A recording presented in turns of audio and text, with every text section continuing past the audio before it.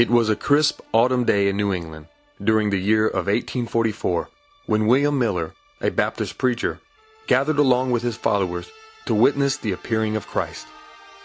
William Miller based this theory on a prophecy found in the biblical book of Daniel. However, being fully aware of the great possibility for error, William Miller was very reluctant to set an exact date, though he did believe Christ's return was imminent. Based on his as well as the interpretation of his colleague Samuel S. Snow, it was theorized that Christ would return October 22, 1844. The key text for this prophecy is found in Daniel chapter 8, verse 14, where it reads, "Unto 2,300 days, then the sanctuary shall be cleansed." He applied the biblical principle that in prophecy, a day symbolizes 1 year. This principle is found in the books of Numbers, chapter 14:34, and Ezekiel, chapter 4, verse 6. Based on these texts, he logically concluded that this was a prophecy that covered a 2,300-year time span, and if he could find the starting point, he would know when the sanctuary would be cleansed. It is important to note that the popular theory of that time period was that the earth was the sanctuary.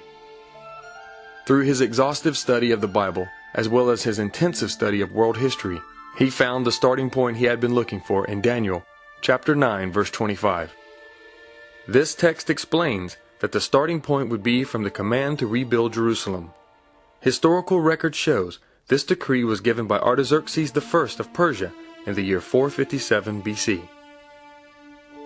So Miller simply added 2,300 years to that date, plus 1 year for the year 0. The year he came up with was 1844. It is also important to reiterate that this was a theory of William Miller, based on much sound evidence and logic. Even so, he always presented this theory to others with a measure of caution, in case there was something that may have been overlooked or misunderstood.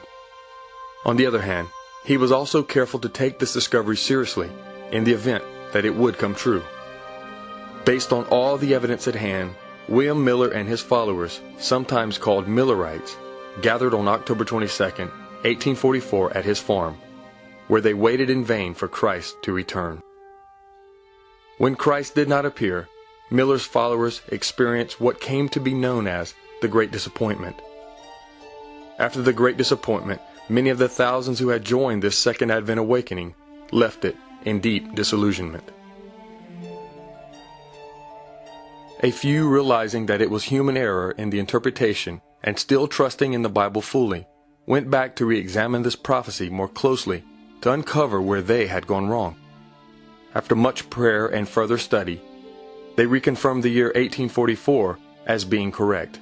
However, the event had been wrong. They found that this date did not foretell the return of Christ, but instead, it was when the judgment in heaven would officially begin. It marked Christ entering into the most holy place in the heavenly sanctuary.